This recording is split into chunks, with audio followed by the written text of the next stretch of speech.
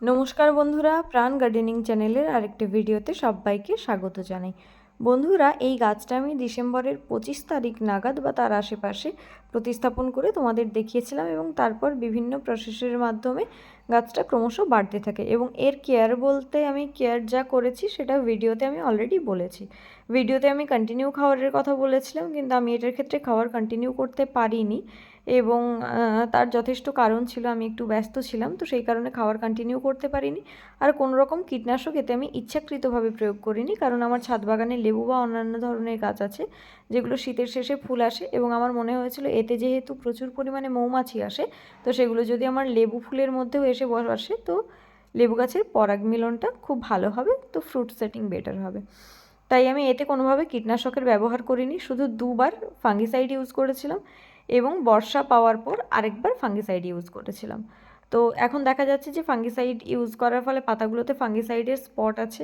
তারপরে একদিন পুরোপুরি এই বৃষ্টিতে ভিজেছি, কিন্তু তারপরেও এর ফ্লাওয়ারিশ করার অসাধারণ সুন্দর ক্ষমতা কমেনি, বরং উত্তরোত্তর এর ফুলের পরিমাণটা যথেষ্ট বাড়ছিল।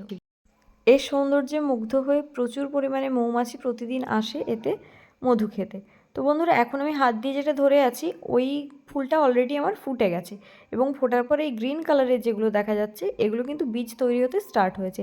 এটা আরেকটু পাকার পর এই গ্রিন কালারটা ব্ল্যাক কালারে কনভার্ট হয়ে যাবে এবং যখন এটা পুরোপুরি কালো হয়ে যাবে তখন এবং শুকিয়ে যাবে, তখন আমরা ওটাকে ওখান থেকে সংগ্রহ করে নেব এবং ভালো করে কোনো একটা ভালো মানের ফাঙ্গিসাইড ওটাকে মিশিয়ে কোনো জিপলক ব্যাগের মধ্যে বা এয়ারটাইট কন্টেনারের মধ্যে ঠান্ডা জায়গায় কিন্তু স্টোর করে রেখে দিতে পারি। ওটা কিন্তু ক্যালেন্ডুলা গাছের বীজ।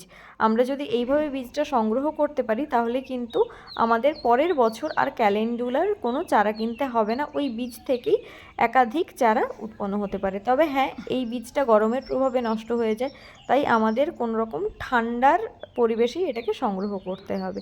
এই ফুলগুলো অলরেডি ফুটে গেছে, সেগুলো দেখা যাচ্ছে, সুতরাং একটা গাছ থেকে আমাদের প্রচুর বীজ পাওয়ার সম্ভাবনা থাকে।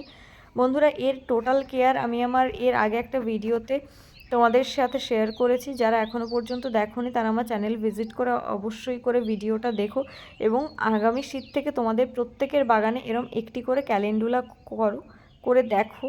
আমি গ্যারেন্টি দিয়ে বলছি যে তোমাদের বাগানকে পুরো আলোয় আলোকিত করে রাখবে এই ছোট্ট ফুলটি। মাত্র 2 থেকে 3বার খাওয়ার দেওয়ার ফলেই গাছের এত সুন্দর ভিগোরিয়াস গ্রোথ এসছে। না জানি আমি কন্টিনিউ খাওয়ার দিতে থাকলে এর গ্রোথ আরও কত সুন্দর হতো এবং গাছটা আরও কত ভালোভাবে ফ্লাওয়ারিশ করতো। তো বন্ধুরা, এই ছিল আমার ক্যালেন্ডুলা নিয়ে যা আপডেট দেওয়ার। সেই আপডেট আমি তোমাদের বলেছিলাম যে এর আপডেট নিয়ে আমি আসবো, তোমাদের সাথে আমি সেই আপডেটটা শেয়ার করলাম। ভিডিওটা কেমন লাগলো তা আমাকে জানিও। ভিডিওটা যদি ভালো লাগে প্লিজ চ্যানেলটা লাইক করো, সাবস্ক্রাইব করো আর তোমার বাগানি বন্ধুদের সাথে শেয়ার করে প্রাণ গার্ডেনিংয়ের সাথে থেকো। আসছি অন্য একটা ভিডিও নিয়ে। আজকের ভিডিও এই পর্যন্তই। নমস্কার।